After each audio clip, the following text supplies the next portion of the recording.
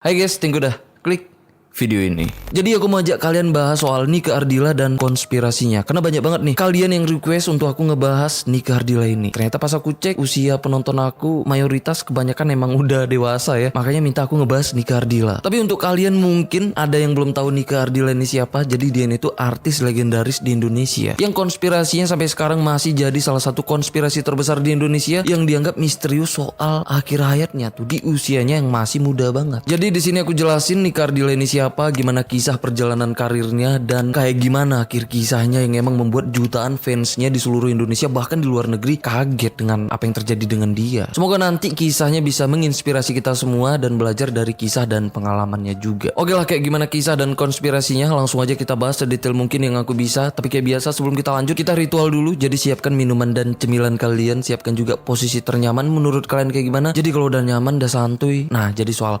konspirasi ini, yuk kita bahas.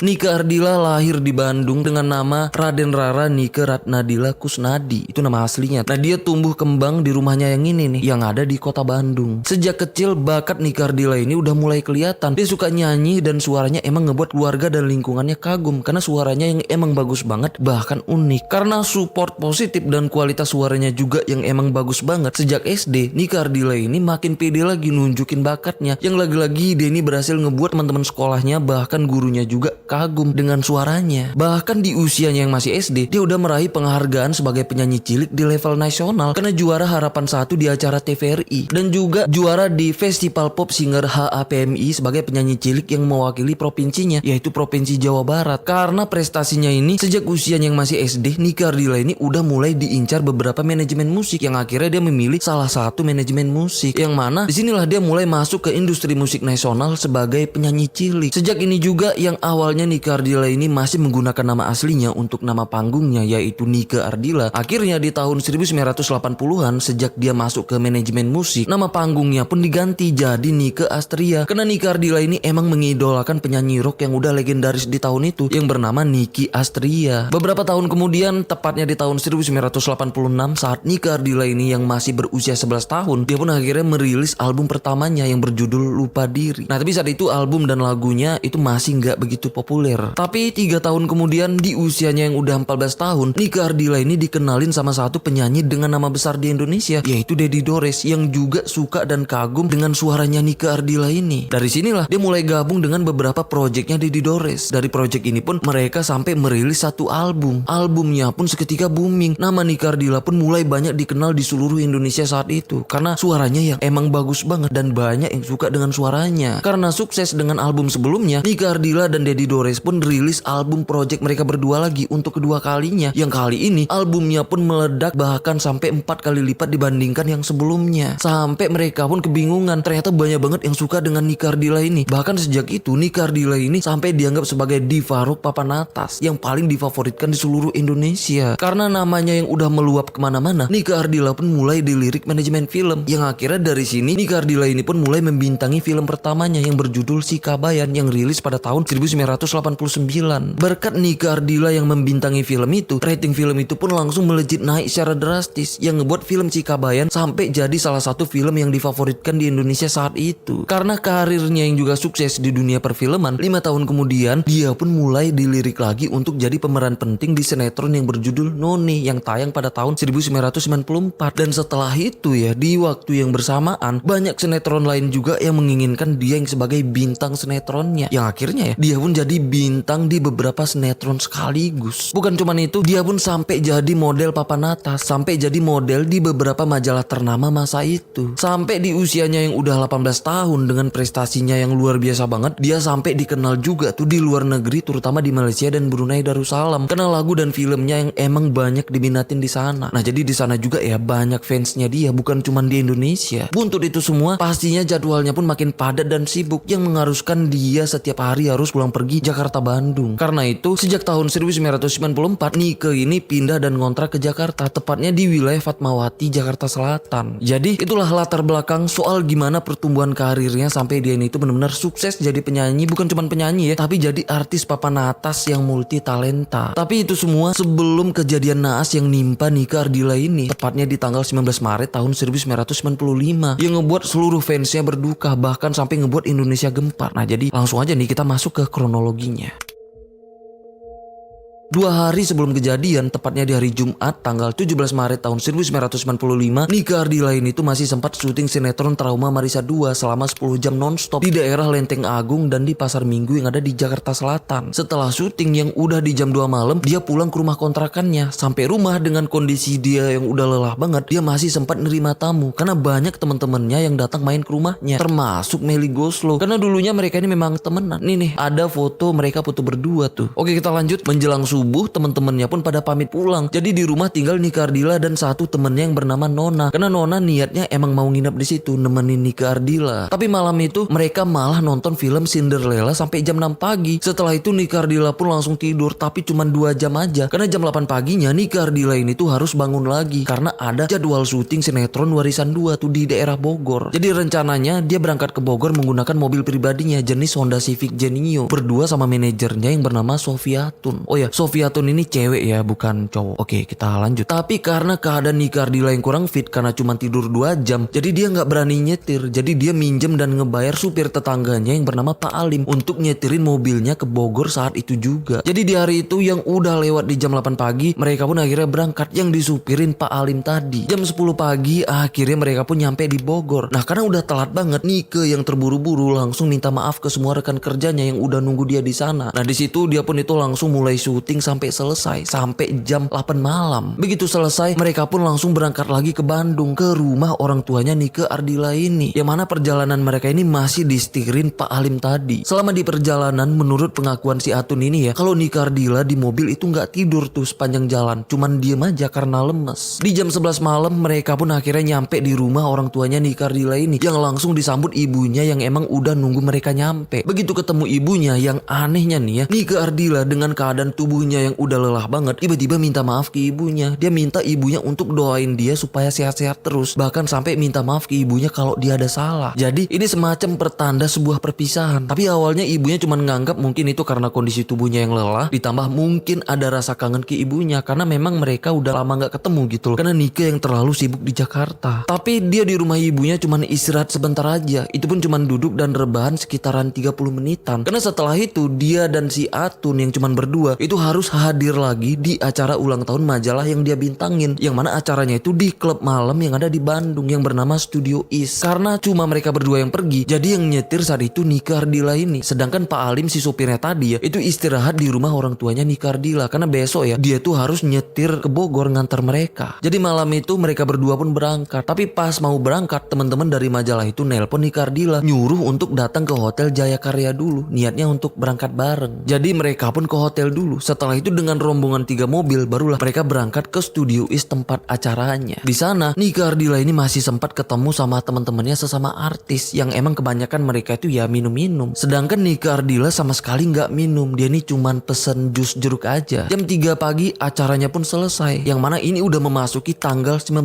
Maret, tepatnya di hari Minggu, yang mana ini hari naasnya Nike Ardilla ini. Yang saat itu keadaan tubuhnya yang emang lelah banget karena dia cuma tidur 2 jam, itu pun pas dia di Jakarta. Jadi sampai sini dia sama sekali masih belum tidur sejak tanggal 17. Nah pas mereka mau balik di jam 3 pagi, Nike ini tuh baru sadar ban depan mobilnya yang bagian kiri itu kurang angin. Karena ini teman-temannya yang cowok pun itu bantuin ngegantiin ban mobilnya Nike Ardilla ini dengan ban serap. Tapi setelah terpasang ternyata ban serapnya itu sedikit lebih kecil dibandingkan ketiga ban lainnya. Awalnya mereka mikirnya nggak masalah, yang penting hati-hati aja, yang penting nyampe rumah dulu, besok rencananya baru mau dibawa ke bengkel. Jadinya di jam 5 pagi setelah selesai ganti bannya, mereka pun itu pulang. Nike yang keadaan tubuhnya itu lelah banget, justru dia yang nyetir. Mereka juga sempat ngantar temennya ke hotel tadi. Setelah itu barulah Nike dan Atun ini jalan pulang ke rumah orang tuanya. Tapi di jalan pulang saat mereka memasuki jalan RE Marta Dinata Bandung dengan kecepatan mobilnya sekitaran 60-80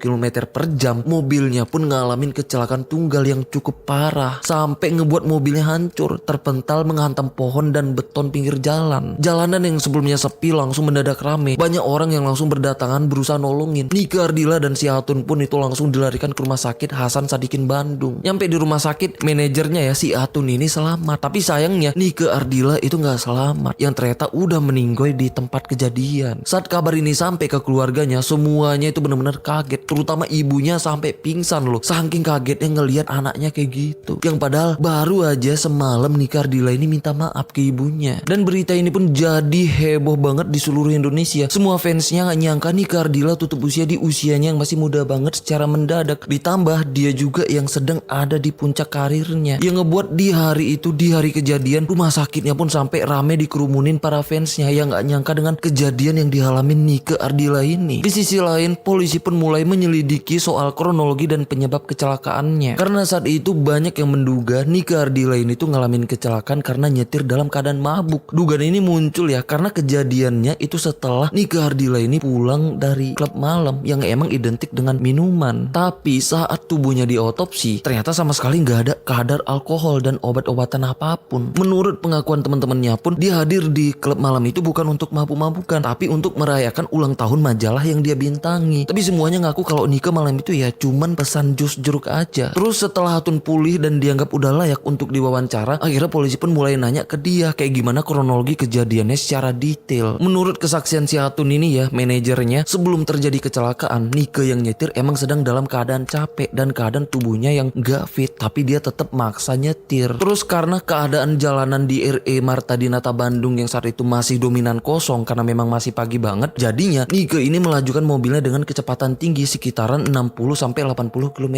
per jam dalam keadaan dia ini yang gak pakai sabuk pengaman. Pas sedang jalan, ada mobil merah di depan mereka yang jalan lambat. Jadinya Nike ini mendahului mobil merah itu dengan ngambil sisi jalan bagian kanan. Nah disinilah mereka kaget, ternyata ada mobil TAF dari arah berlawanan yang jaraknya udah dekat. Karena kaget, Nike ini langsung banting setir ke samping untuk menghindari tabrakan. Nah justru mobilnya jadi nggak stabil, nabrak pohon yang ada di pinggir jalan dan terpental sampai akhirnya mobilnya terhenti karena menghantam beton yang ada di pinggir jalan dengan cukup kuat. Jadi itulah pengakuan Atun ini. Nah setelah diselidiki polisi, kesaksian Atun inilah yang dianggap sebagai kesaksian resmi, dan kecelakaan ini dianggap kecelakaan tunggal yang terjadi karena Nike Ardila ini yang nyetir emang dalam keadaan tubuhnya yang kurang fit, ditambah dalam keadaan ngantuk. Jadi ya kurangnya konsentrasi dalam mengemudi. Ditambah Nike Ardila saat itu nggak pakai sabuk pengaman yang ngebuat ya dia ngalamin benturan kuat saat kejadian. Sedangkan Atun yang saat itu pakai sabuk pengaman, makanya ya dia ini tuh minim benturan yang ngebuat akhirnya dia selamat. Nah jadi ini pelajaran juga nih untuk kita semua ya, betapa pentingnya sabuk pengaman. Oke kita lanjut, apalagi ban depan bagian kiri mobilnya yang emang beda ukuran yang ngebuat mobilnya jadi sulit banget dikendalikan saat Nike Ardila ini banting setir ke samping. Ditambah kecepatan mobilnya juga yang emang terhitung kenceng banget untuk di jalanan yang bukan tol. Jadi menurut penyelidikan polisi saat itu, ya itulah penyebab kecelakaan yang dialami Nike Ardila ini. Setelah itu tubuhnya Nike Ardila pun dipulangkan ke rumahnya di Bandung dan dimakamkan di pemakaman keluarganya yang ada di sana. Saat proses pemakamannya, lebih dari 100.000 fansnya hadir tuh di proses pemakamannya yang juga ikut berduka atas kepergian Nike Ardila ini.